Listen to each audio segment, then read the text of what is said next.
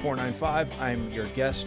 I'm your host, Doug Sparks, editor. And our guest. It's been one of those days. Editor-in-chief of Merrimack Valley Magazine. Lou, how are you doing today? I'm doing very well today. I'm excited. I've actually worked up for this. Okay. You told me you read the review of I our did guest read the book. review. Okay. Yes. And what did you think? Are you going to purchase this book? I actually find it quite interesting. Okay. Yeah. Yeah. I think we're going to. Well, you're going to give me a copy of the book, right? I will. I think I actually sometimes we get review copies. I bought this. I bought this with my own money. Yeah. Our guest's name is John Kaag. He's a UML philosophy professor. His latest book is called Sick Souls, Healthy Minds: How William James Can Save Your Life. John, can you hear me? Thanks for having me, Doug. Hey, how's everything going out in Carlisle? It's good. Hey, we're self-isolating. Yeah, sure. How we go? Are you there with your family, your kids? I am. Yeah. I am. Just trying to figure out how to adjust to the new normal. It's tough, right? It is. I mean, I think this is a time when, this very old philosopher Thomas Hobbes said that philosophy is born of leisure, and I just don't think that's right. Philosophy is born of crisis. Sure. And sure. This is the time for philosophy, I think. Hey, I feel as though fatherhood isn't a topic that philosophers have traditionally addressed. Does the crisis give you added insight into the role of fatherhood? Yeah, I mean, we say the fathers of philosophy, but in fact, I mean, philosophers have been pretty horrid fathers, historically speaking, and they haven't taken up parenting very much. They sometimes take up education of the youth, but they don't really talk about what it is to parent. I think the trend is changing, though. I think more philosophers have talked about being mothers and fathers and parts of families. And I think that there's a lot to say, actually, about raising kids during this time and how to do it reflectively that philosophers might contribute a lot to. Yeah. It's so for people who haven't read you, I would characterize your work and tell me if I'm being unfair as being a little bit unusual in academic philosophy. Your recent works have been written for a general audience. In other words, not just philosophers. So there isn't a lot of jargon. It's like anyone can pick it up and read it and learn. And also you write a lot about your own life, about autobiographical details. Is that fair? That's right. I mean, some commentators have called it philo-memoir, so half philosophy, half memoir. And what I'm trying to do is show how reading philosophy can change your life. And philosophy, in its original conception in the West, the Greeks didn't think that it was just a discipline that was taught at a university or, read in journals that only a very few people could understand. But philosophy, at its best, should teach us how to live thoughtful lives and see us through some of the most difficult moments in life. And that's what I actually am trying to bring philosophy's focus back to. And I think that a growing number of philosophers are making this move with me. So as far as practical things that philosophy might teach a mom or a dad in this pandemic, what would you have to say? Sure. I mean, I gravitate toward 19th century philosophy. One of the lines in 19th century philosophy is a school of thought that begins existentialism.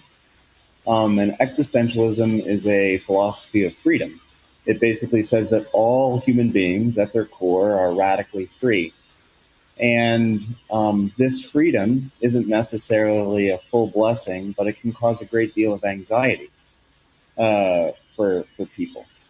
And I think that existentialists in the 19th and 20th century might give this advice to parents, which is to say, realize how free your little children are.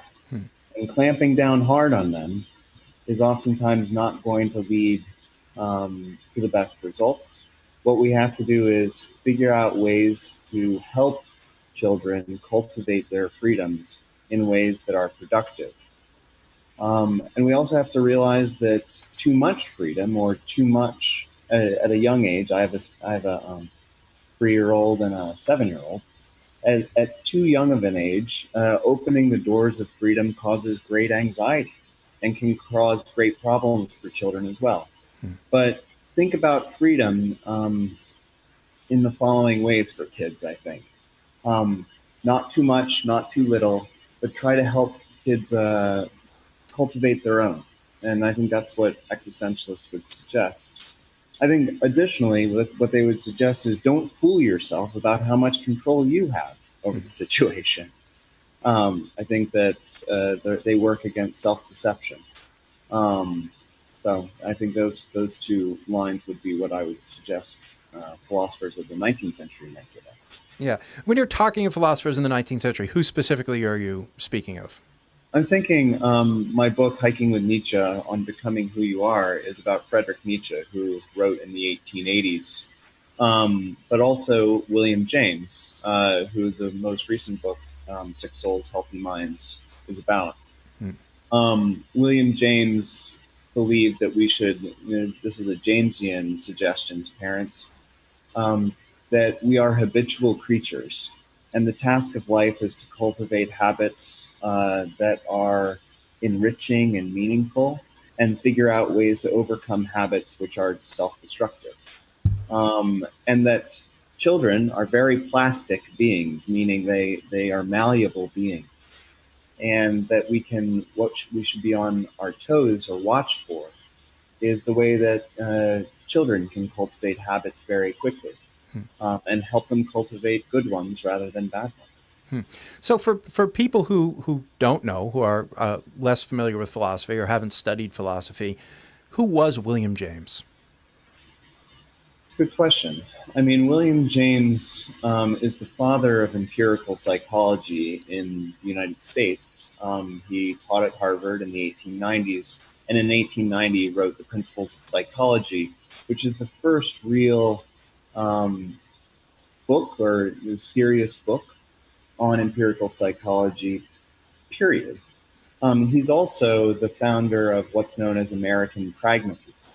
American pragmatism sprung up in Harvard, um, in Cambridge, right down the street, and also came out of American transcendentalism, which was born in Concord, Massachusetts. So William James's pragmatism basically says that truth should be judged on its practical consequences, on the consequences that it has on individuals and their communities at large.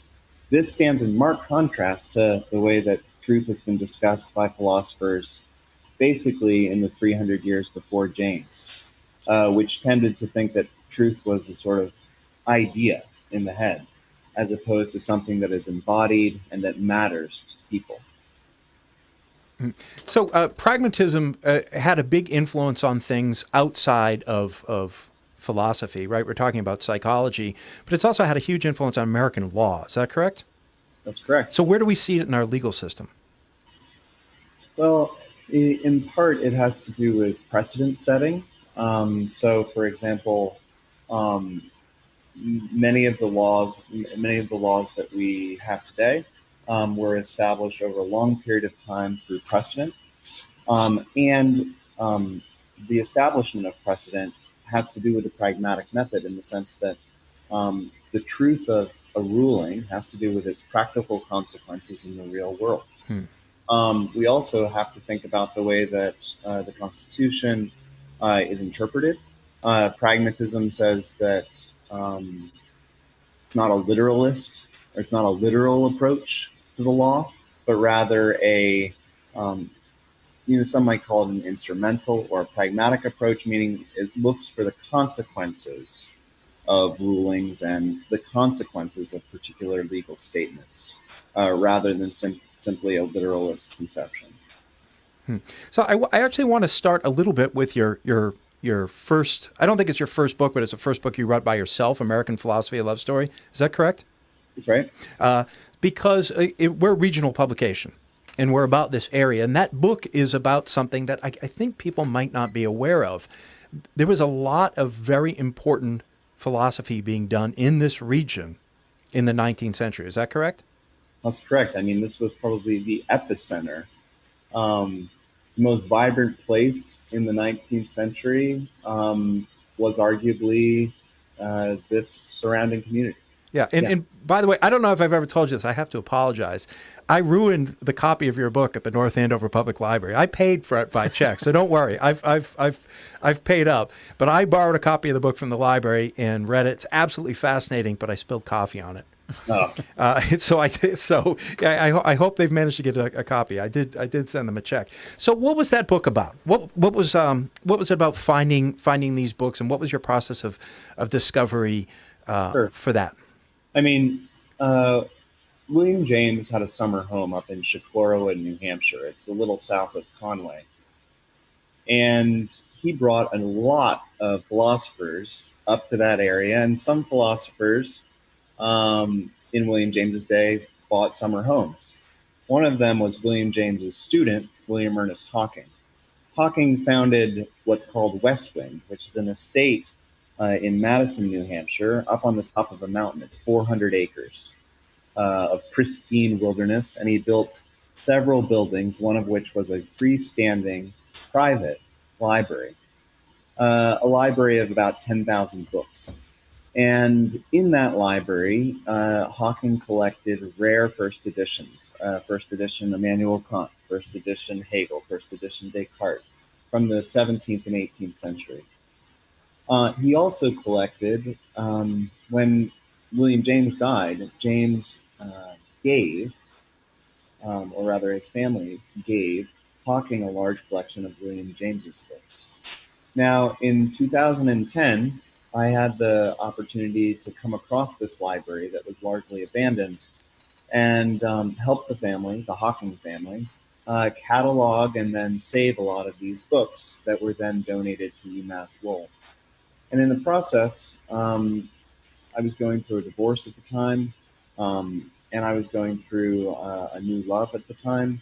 And so the story is basically the finding of a library, but also trying to re-find myself through the course of philosophy. So one of the principal findings for pragmatism is that we are free beings. We're not determined by the laws of nature. We're not determined by some external force or some divine force, that we are free.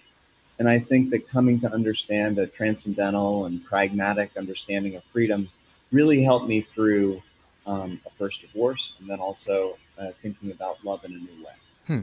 So I actually wanted to talk to you about the books themselves that you found, because I seem to remember from the book that when you found these books, these were disintegrating. These were in a really sorry state.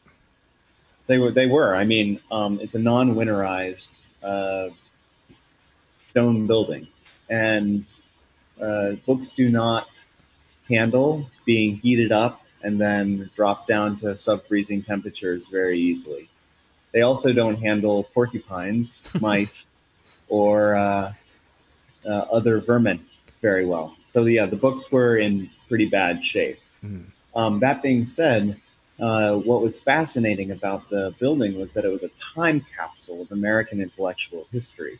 You could really see what this student of William James was reading, and the library is a gorgeous, still is. I went there last week. It hasn't changed very much. It's this sort of gorgeous preservation of a mind, William Ernest Hocking's mind. Yeah. And now you mentioned these books are all at the UMass Lowell Library right now. 220 books. 220. Are these in a rare book collection, or can people actually look on the shelves and find these? So the easiest way to do that is to contact me directly, and then I can contact the library. But they're housed in O'Leary Library at UMass Lowell in an archive, Like a special section. Okay, so this, and now I want to leap up to your most recent book, Sick Souls, Healthy Minds. As we were talking about before the show, this was one of the first books I read when the pandemic started. And it was an interesting time. I mean, there's a lot of anxiety now. There was a lot of anxiety then, but we really didn't know what we were getting ourselves into. And I read this book about how a philosopher could change my life, about practical things you can get from philosophy. Have you found any added insights, any unusual insights on James because of the situation we're in right now? Yeah, I mean, William James asks the question, is life worth living? He asked the question in 1895, and it becomes a lecture that he gives at Cambridge YMCA in that year. And he's responding to a number of suicides on Harvard's campus, actually. And the question, is life worth living, is usually not even asked explicitly. But in times of crisis like the one we're going through right now, I think lots of people are asking the question, is life worth living? And do I have a good answer to that question? Because usually we answer the question in very habitual ways. Well, I go to work, I send the kids to school, I go and I play I go and play softball with the guys after work, or I go to the playground with my kids.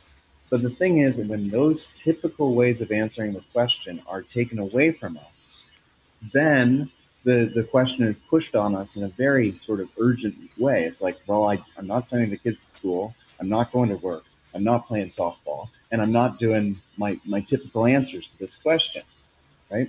So James says the following. James suffered from depression and anxiety for a large chunk of his life. James says, is life worth living? James says, maybe. It depends on the liver, which for the longest time I thought was just a cop-out. Yeah. But during the COVID era, I think it's actually the best answer to the question for the following reason. James is saying, maybe it depends on the liver, meaning it's up to us to make life worth living. It depends on the liver. It's up to us. And I think what James is suggesting, that even in weird times like this, we have new possibilities that we can explore. Meaning, even when the traditional or habitual answers to the question are not available to us, we can make our own answers in new ways, which seems, I think, what people are doing today. I mean, I live very close to Walden Pond, and it is packed with people who have never swum, and they are trying to make their way across that lake. Maybe. It depends on the liver. And I think that's what they're doing. Yeah, so actually, this brings up something I wanted to talk about, which is the sort of the role of the physical and the role of the body. Once again, this is something that academic philosophy, say, of the 20th century didn't really seem to address that much.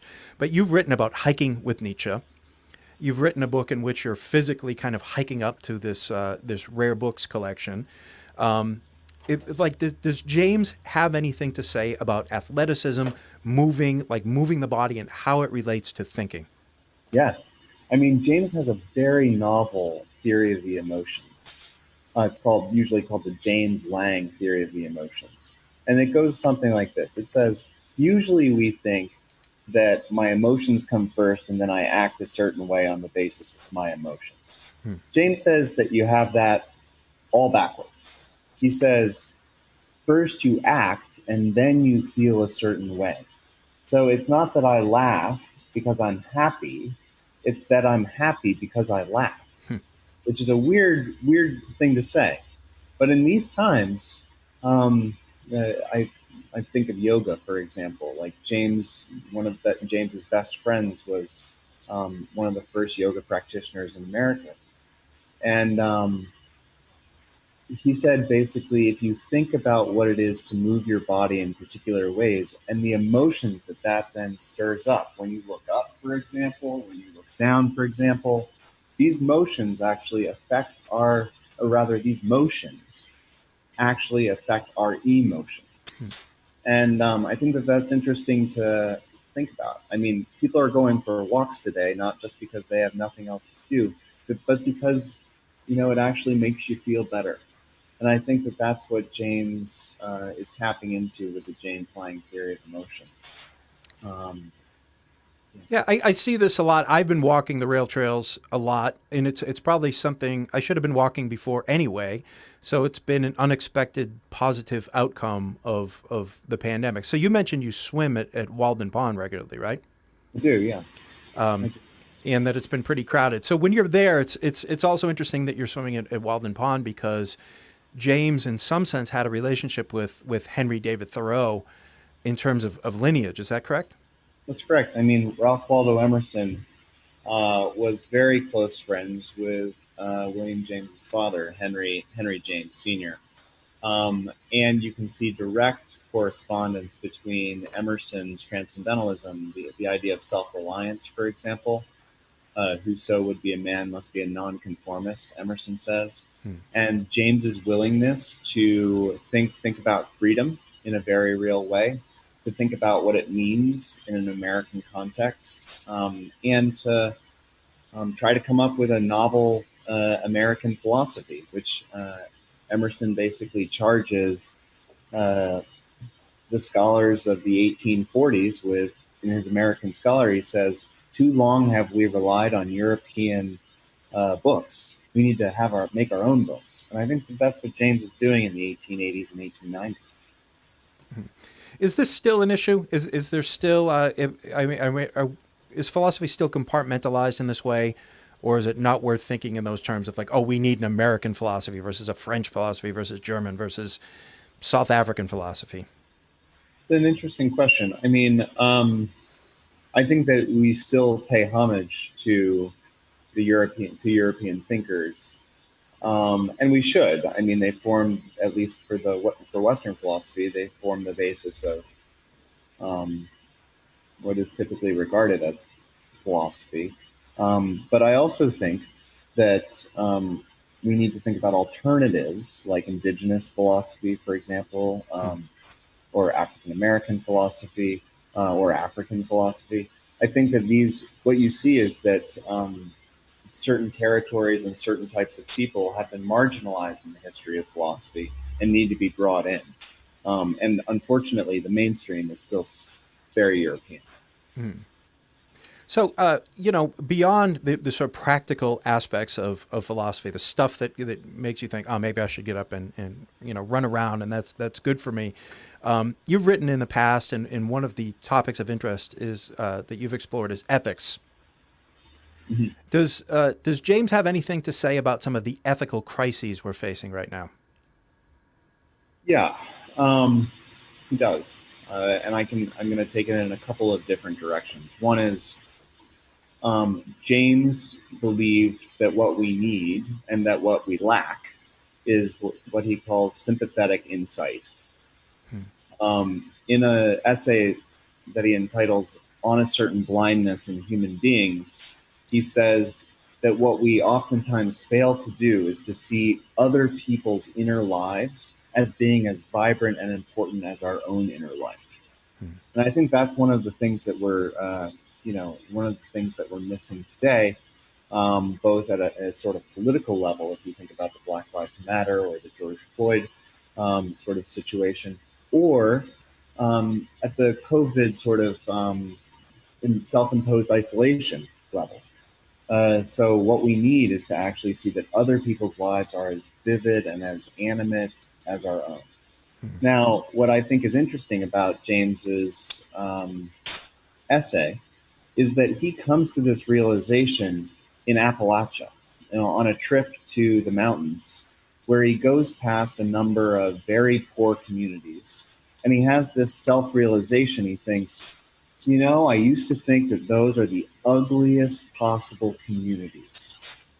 And then he says, I can't believe how wrong I was to think that, because those communities are in fact as important to those people who live there as my house on Irving Street in Cambridge. And I think that that's a real sort of, struggling or tarrying with social class, social position, socioeconomic position.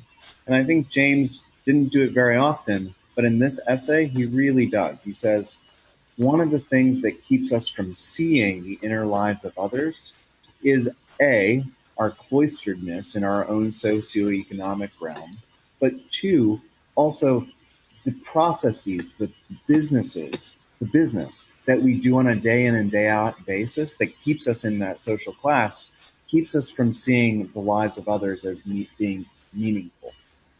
Uh, if you think about this, I drive to work to UMass Lowell, past a Target, and I always stop at the stoplight, and there are always 4 or 5 people asking for money there.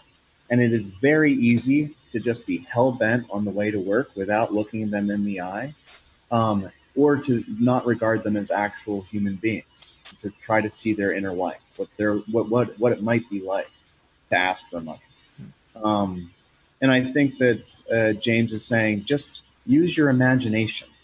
Okay, imagination is not just the stuff that gives us art; it's also the stuff that gives us the inner lives of others, or gives us access to the inner lives of others. And I think James is pretty darn good on that. Yeah. So is imagination the primary method that we use to cultivate these sympathetic insights? Are Yeah, there other methods? Are there other things that we can do? yeah. I mean, one of them is analogy. I mean, so you say, um, what analogous experiences have I been through? What would it be like? A contemporary philosopher, Mark Johnson, calls it the moral imagination. And I think that, yeah, the imagination plays a crucial role. It's also good with kids when you say to them, you say, let's think, let's pretend, let's role play a particular ethical situation. And James's student, Ella Lyman Cabot, wrote a book called Everyday Ethics, where Cabot basically says what James gives us and what pragmatism gives us is an insight about the ability to role play certain ethical situations for kids. Um, and I think that I would recommend Everyday Ethics as a sort of primer. It's about kids, how to raise them. Yeah. So speaking of being raised, I wanted to talk a little bit about your bio and where you came from. Where did you grow up? I came from Reading, Pennsylvania, Hmm. uh, central Pennsylvania. Um, it's pretty conservative, and it's pretty anti-philosophical. My Okay. grandfather often would say, "What are you going to do with that? Give me a break, John." Oh wait. So when did you know that you were going to do philosophy? I told my grandfather I was going to do philosophy when I was 14. 14. So I what were you reading? What you must have been reading, like Plato and Nietzsche? Like what were you reading at 14? 14, no. Well, it would be good if I were. I started pretty soon after that. But what happened actually is that my mom made me take Latin, Ah. and I became very good friends with my Latin teacher, and he brought me all the way up here, and I went to Walden. Hmm. And the first book that I read that I considered to be philosophy was Walden, Wow. and it changed my life. Hmm. And it probably, I mean, it affected how I do philosophy. Henry David Thoreau says, "For too long has the I remained out of philosophy. It has to be personal." And so when I was 14 going on 15, I read Walden, and I told my grandfather, "I'm going to be a philosophy professor." Yeah. So using the I in philosophy is something that was there with you in the beginning. It wasn't some revelation you had. It wasn't because of some mentor you had as an undergrad or a graduate student then. No, no, I mean, it was from the very beginning. Mm. And I read Thoreau's journals when I was 15 or 16. Um, and his real life's work isn't Walden. It isn't civil disobedience. It's his journals. I mean, these are 80,000 pages. Mm. Um, and they're fascinating because they basically show how philosophy and how thought intertwines with life and how it can. Um, and I mean, I was fascinated from the start. Yeah.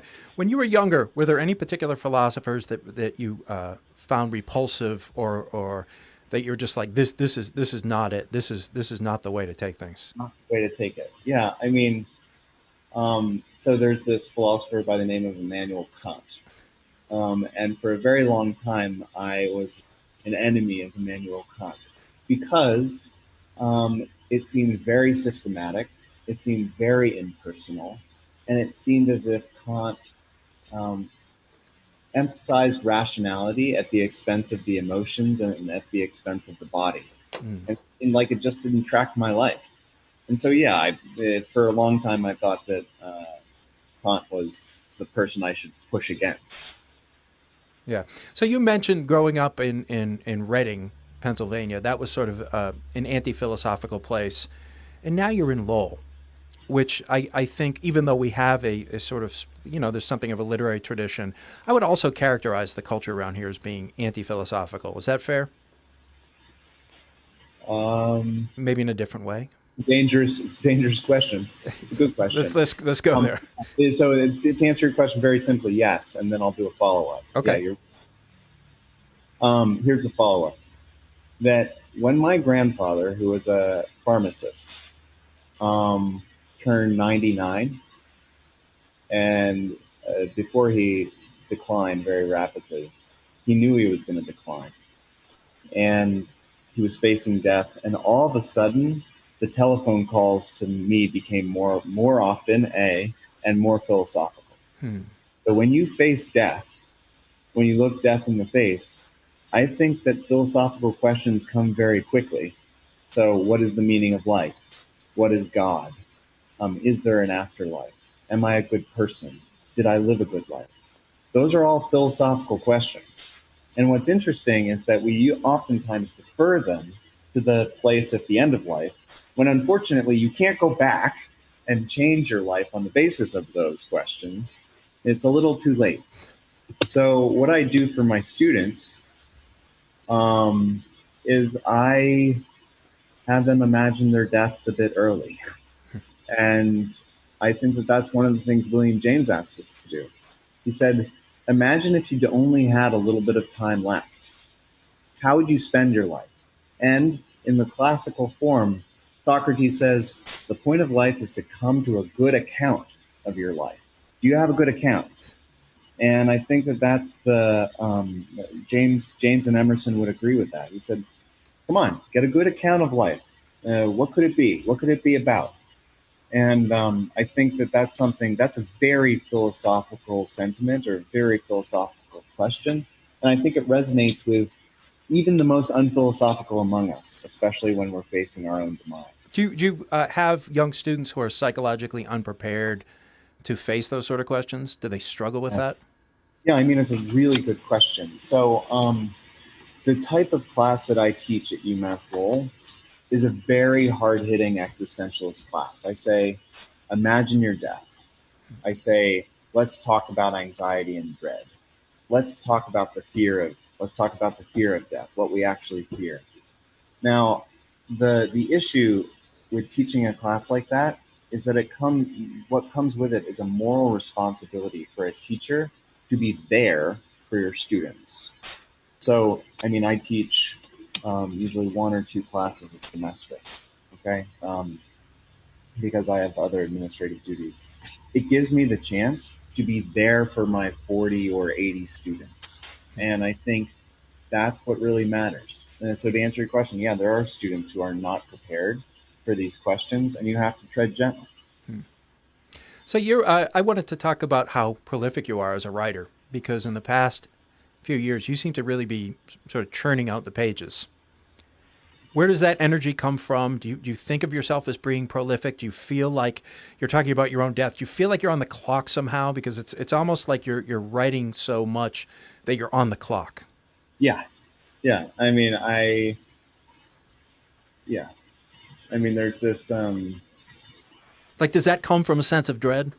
yes. Yeah. Yeah. I mean, I feel like our lives are very, very short. And if you are passionate about something, you want to be able to fill your time appropriately. And so, yeah, I think that the urgency of writing is in part a response to the feeling that you don't have a lot of time left. Yeah. So if you Now, end up being like your grandfather and having 99 years, then you also have to start worrying about like carpal tunnel syndrome. right, Things exactly, like I that, guess. right? And also, I mean, to be quite frank, the speed at which I write is also a function of deep anxiety. So, I mean, that it's never good enough, that it's never enough, that I just have to keep going. And I think I'm reflective enough to at least identify that in myself. Whether I can combat it or not, I don't know. Yeah. I mean, I told you before the program began that in March of this year, I had open heart surgery at the age of 40. And I'm a pretty healthy guy. And that is just a reminder. Life is very precious. Sure. So you have to figure out how to spend it wisely and not squander it. What are you working on now? I'm working on the last book of this trilogy that started with American philosophy and hiking with Nietzsche. Um, it's called Love's Conditions, and it documents. It uses again Henry David Thoreau, Margaret Fuller, and Ralph Waldo Emerson, and it documents the disintegration of a relationship, uh, the primary relationship that I had to that point. Yeah.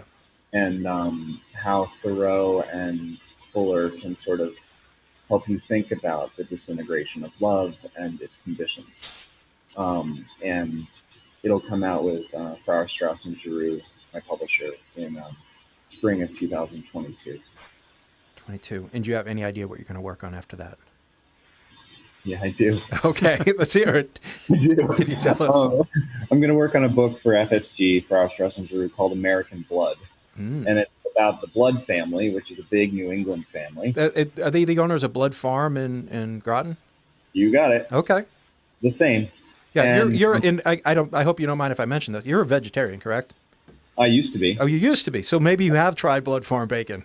Yeah. Okay. But so the Bloods, we live in a blood house as well. All right. So a house that was built in 1743 Okay. by a Blood. And we live on what used to be called the Blood Plantation, which is the area between Concord and basically Chelmsford. It was 2,000 acres. And it wasn't incorporated into a town. And so the book, is about how the Bloods basically fanned out across the United States. And really were part of basically every moment of American history. So it's the story of America, or the story of the United States, told through one very unique family. So this is more like traditional history than anything having to do with philosophy. You got it. So I mean, it's a straight history. Wow. But what's interesting is that the Bloods also interacted with Henry David Thoreau, Emerson, and William James. Wow. So you'll see philosophy in there. Yeah, so this sounds fascinating. I can't wait. So, and I have to ask you about the vegetarianism issue, because this is something that philosophers have turned to. Pete Singer's a vegetarian, I think. It's been an issue in philosophy, the ethics of meat consumption, and you talked about sympathetic insights, not just into humans maybe, but this can be expanded to animals. Why did you decide at a certain point that you were going to start eating meat again? How did that come about? That's a good question. I've been a vegetarian for 10 years, and have thought and taught a lot about vegetarianism. And it wasn't a principled, I have to admit that it was not an exclusively principled decision to go back to meat eating. I've struggled with eating disorders for my entire life.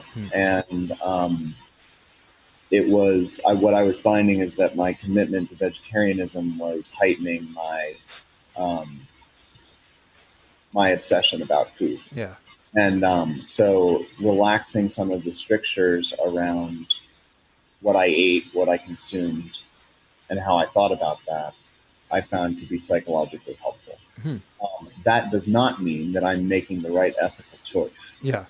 I think, to be ethical is not necessarily an easy thing, and we're going to fail and come up short all the time. Sure.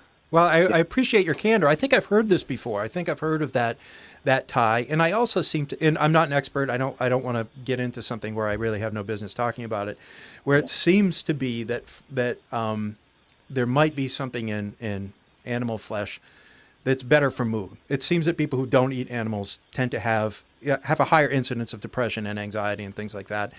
It's a mystery, and once again, it involves an area that I know nothing about, so I don't want to pretend that I'm an expert. But I find the topic fascinating. Yeah, for sure. And then it can also be expanded in ways that just go beyond whether you eat meat or not. It's like, how do you farm your meat, right? What are the conditions of factory farming? There's a huge difference between maybe something you get at Blood Farm versus something that was raised tight in pens, right? That's right. That's right. And I mean, there are ways to eat meat which I think are responsible. I still think the issue of animal suffering, however, probably trumps those Hmm. ways. That being said, for a number of reasons, I simply chose not to, listen to my ethical principles. Sure. No. Yeah, that's fascinating. So, Lou, do you have any questions? I know you have a lot of questions because I can see the look on your I face. have Do you have any 100. questions? Okay, get ready. You have 100 questions for Lou. 1,000. Let's start with a basic definition of terms here. I also do a podcast with a psychiatrist who is involved in the Gita, and we're about 70 episodes in. And one of the big struggles with dealing with the Gita is that you don't know where to, you don't know what folder to put it in: religion, philosophy, psychology, things like that. So let's simplify it and take philosophy and psychology, compare and contrast for me, because philosophy for me has been like Bill Ricker up here. I thought it was fictitious for a while. I'd heard of it, but I'd never been there.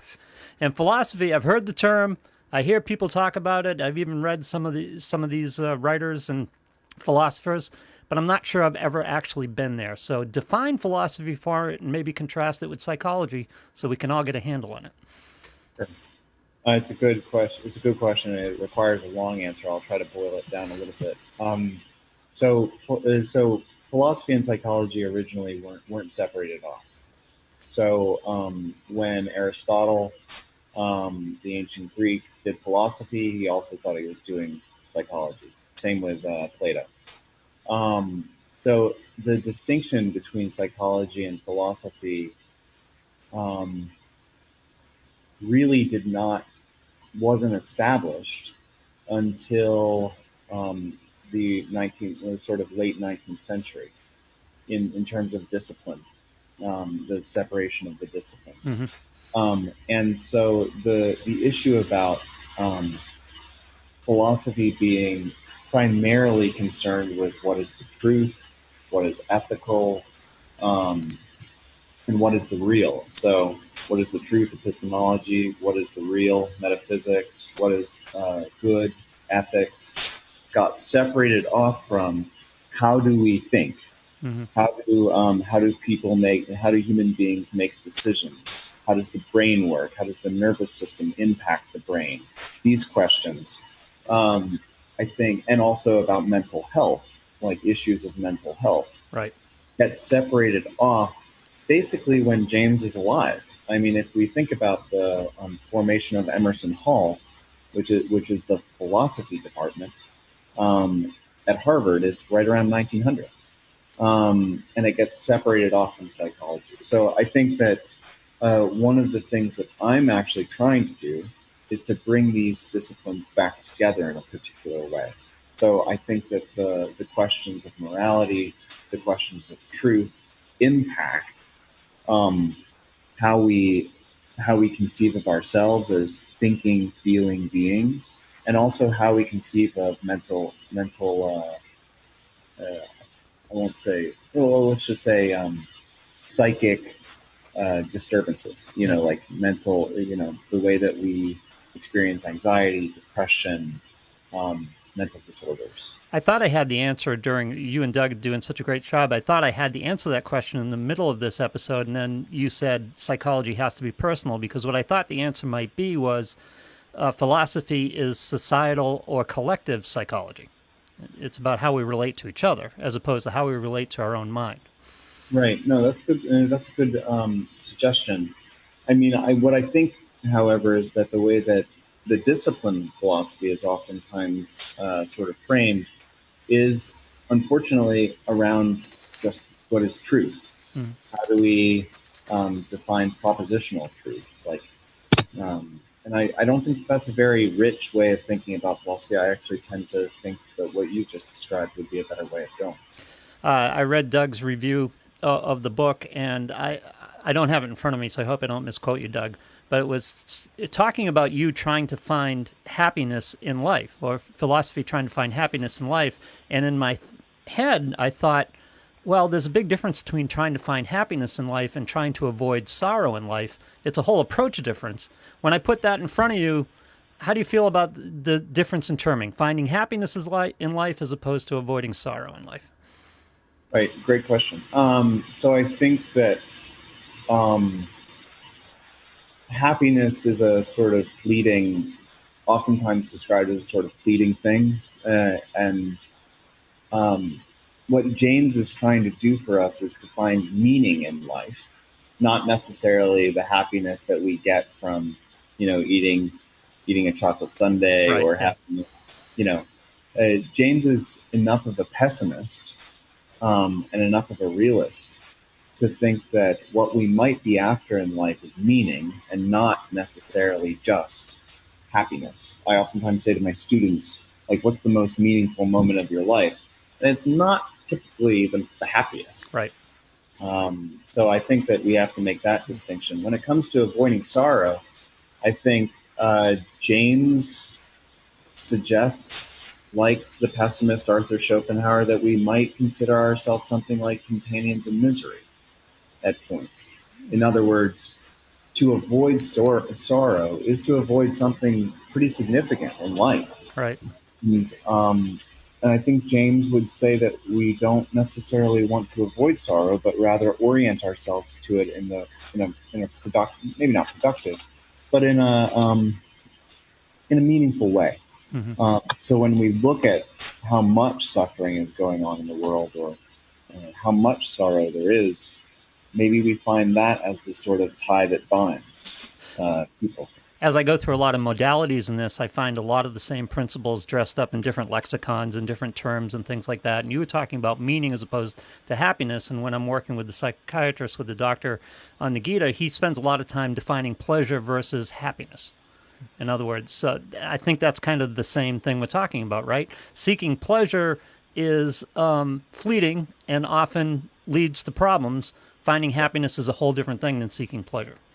Good. No, I mean, I'm in full agreement with that. All right. At one point, I'm going to hit you with a little hard one because it kind of riled me a little bit earlier when you talked about your grandfather and you talked about him being conservative and therefore anti-philosophical. You equate the two? Can you be No. can you be conservative and No. philosophical as well? No, I don't equate the two. Yeah. So many conservatives have also been some of the greatest, the most famous philosophers. And what I do, however, think, and I think this very strongly, is that there is a tendency in our political system currently, such that both sides, the right and the left, there are segments of the right and the left that are unreflective and have difficulties engaging in genuine philosophical inquiry. Yes. They're Now, seeking political pressure. They're seeking political pleasure instead of political meaning. yeah. Yeah. And Reading, Pennsylvania is filled with both of those. Yeah. Both of those types, both on the right and the left, or at least it was when I was growing up. And my grandfather, I loved him, but he was not necessarily open to genuine philosophical inquiry. It was conservative and anti-philosophical as opposed to anti-philosophical because he's conservative. Correct. Yeah. And I would not equate the two. And let's talk about terminology. My last question. Let's talk about terminology one more time because you talked about the basics of philosophy. If I heard it correctly, is that man is free, and what I interpreted that from other things that I've been delving into is that man is responsible for his own outcome. It's a different way of stating the same thing, right? Because we think we have to give in to a God, we think we have to give in to circumstance, we think we have to give in to societal pressure and things like that, when in actuality, ideally, we understand that we're responsible for our own outcome. We have control. That's good. So, I mean, when I said that we are free, I'm taking it from two places. Let's go the James direction. James is fighting against what he calls the dilemma of determinism. Determinism basically says that every action is caused by a prior event, and you can trace those events all the way back, such that all of our actions are determined. Yeah. James was scared to death of this type of system. because it would mean that we're not in charge of our lives in any way, shape, or form, and that morality, responsibility, would also be undercut. And I think what your point makes is a very interesting sort of modification on what is typically called libertarian, not political libertarian, Right. Yeah. philosophical libertarian thinking, which means we're radically free. And I think what you're saying, what you're pointing on, is something that a position that I think is really important. So Viktor Frankl, who survived the concentration camps, founder of logotherapy, says that between stimulus and response there is a space, a little space, that we can occupy with our choice, and that choice is what we're free to exercise. Oh, I love that. And, Yeah. and I think that is a very interesting way of thinking about how we can maintain personal responsibility, even in the face of what seems like overwhelming evidence that we are determined, namely the concentration camps. And I think that's something that we can take away during these COVID times as well, because there's this little space, okay, and we have a choice about how we orient ourselves to that space. So I really appreciate your comment. Thanks for that. That was great. I want to leave it there because I really like that as a final point. John, thank you so much for appearing on the podcast. I really appreciate it. The book is called Sick Souls, Healthy Minds, How William James Can Save Your Life. Next week on the 495, Sue Serrois, who is the executive director of Bread and Roses, a soup kitchen and cultural organization in Lawrence, is going to be with us. I'll see everybody next week. Thanks, Doug. Yeah, thank you, John.